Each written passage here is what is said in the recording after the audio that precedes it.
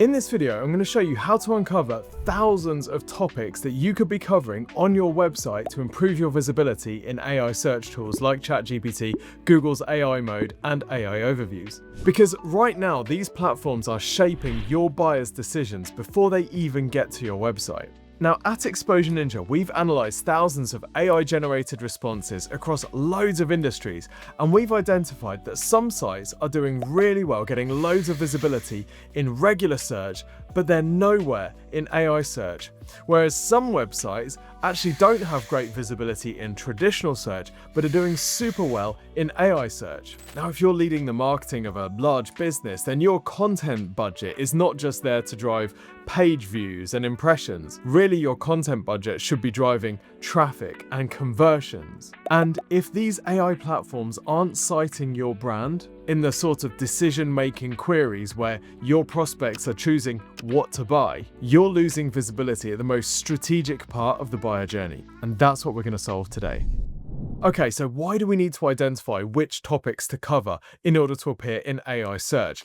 Well, this is why. This study looked at the overlap between brands that had good visibility in traditional search and brands that had good visibility in ChatGPT. Now, if AI search optimization was just SEO, you would expect the crossover to be very close to 100%, i.e. if you ranked well in traditional search, you'd be getting featured a lot in ChatGPT. But that actually wasn't the case. This study found that the overlap was between 61 and 62%. So what does this mean? Well, just because you're doing well in the old world doesn't mean that you're necessarily going to be doing well in the new world. But there's also an opportunity here. If you're not doing so well in the old world, well, that doesn't necessarily stop you from doing well in this new world of AI search. Now, there are plenty of examples of brands that are doing really well across both. Let's take a look at one.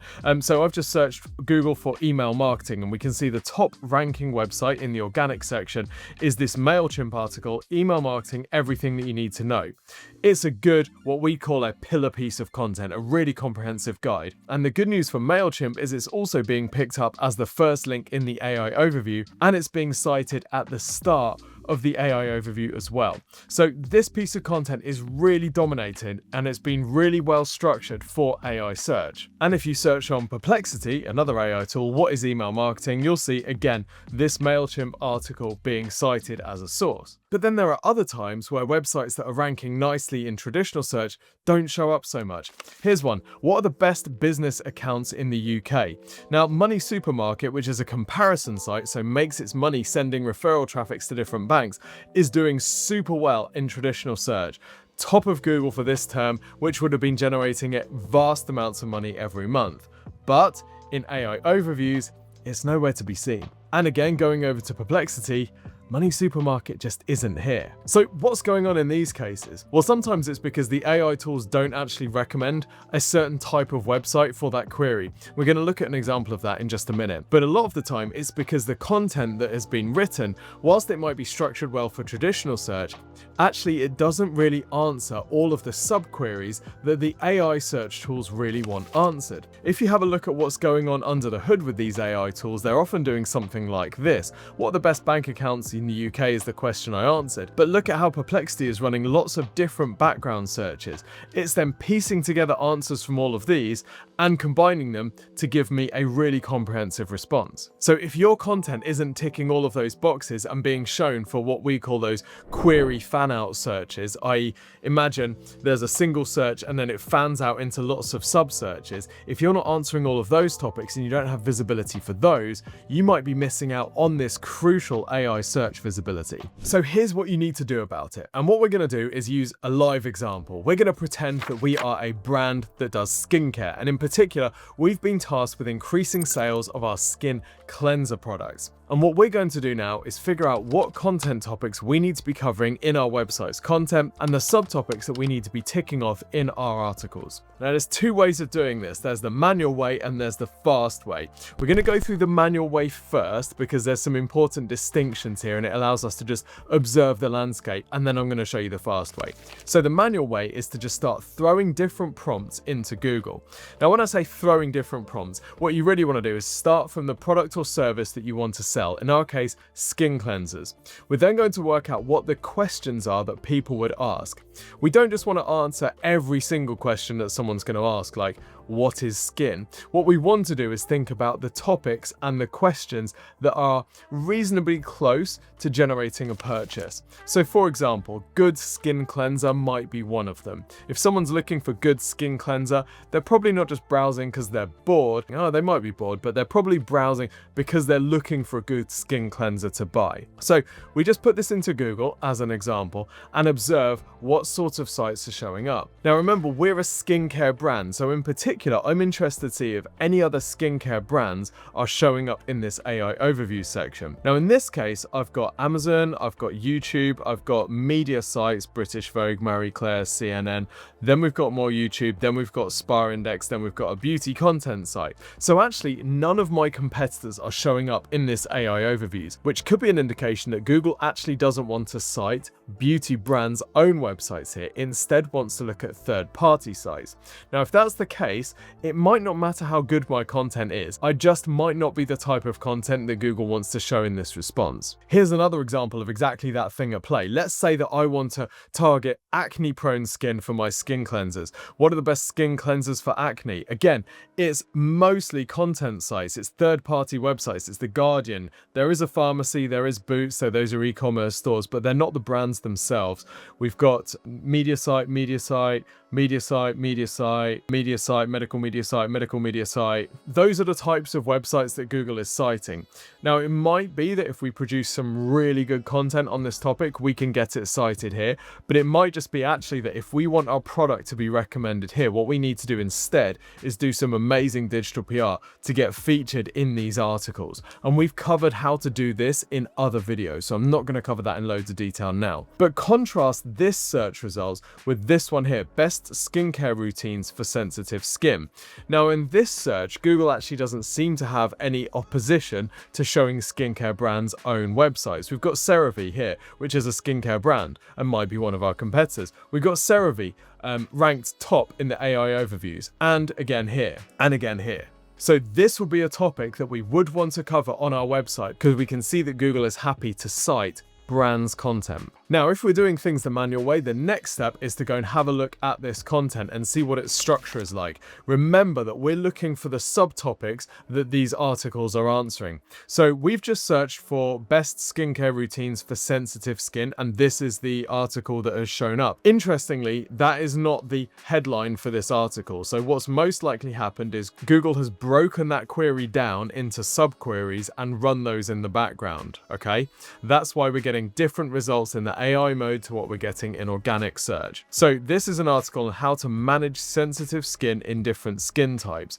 Then we've got a bunch of subtopics here. What is sensitive skin? What causes sensitive skin? How to manage sensitive skin? Dry sensitive skin. This is the paragraph that has been cited in Google's AI mode. Oily sensitive skin, etc., etc. So you can see how they've broken this topic down into chunks and given the detailed answers in this page. If you're doing this the manual way, you will want to do this across loads of different searches for each of your core products and services. Now, because the AI responses aren't the same every time, you'll also want to do this multiple times, and you'll want to keep track of the sites that are ranking well and being cited consistently. Now, if that sounds a bit of a faff, it is. There's no way around it. Luckily, there are two faster ways of doing this. The absolute fastest way is to have the team at Exposure Ninja do this for you. This is something that we do for our clients as part of an AI search visibility audit. During this audit, we'll analyze your visibility compared to your competitors across all of the important topics that are strategically relevant to the products and services that you're selling. We're focused on what can we do to get you more visibility when somebody is about to buy. What are the queries that they're asking these AI tools just before they buy, and how can we make sure that those AI tools are recommending your brand? This is one of the fastest growing areas of digital marketing as more and more businesses are realizing that AI overviews and ChatGPT can drive the sort of quality of traffic that we've never seen before, because those people are so well informed, they're so ready to purchase because they've been recommended your brand over and over and over during those conversations. This is something that we do for our clients. If you're interested in us doing this for you, then you can request this AI search visibility audit. Just contact us through the website at exposureninja.com. The next fastest way of doing this is to do it yourself and track your results but use a tool like Semrush. And Semrush has kindly given us access to their AI visibility toolkit for this video. So let's take a look at how the process works in there. Now we're going to stick with our beauty brand example. We're going to need a website to analyze. So today we're going to be analyzing dove.com. So when you stick dove.com into Semrush's AI visibility overview, you get this screen. This shows us Dove's overall visibility in AI search. And it looks pretty good. It's 76 out of 100, and you can see their relative visibility in each of these different AI tools. Notice that the AI overview visibility has improved significantly. That's the orange line here, because AI overviews are being used a lot more in Google. Now, whilst this result might look pretty good, 76 out of 100 is not too bad. One of the main reasons for that is because Dove has such good brand visibility that there are so many people searching for Dove products that they're of course visible for those. But what we're really most interested in this is how we do this topic research, how we identify the topics that we need to be covering in our website's content in order to stand out and get recommended. So that's down here in this section. Now we've got a few different tabs along here. The ones that we're going to be focusing on today are these first two. Your performing topics is the topics and individual prompts that your website is already being cited in. Let's look at some examples. So we can see all of these Dove branded topics. So if we expand these, we can see the individual prompts.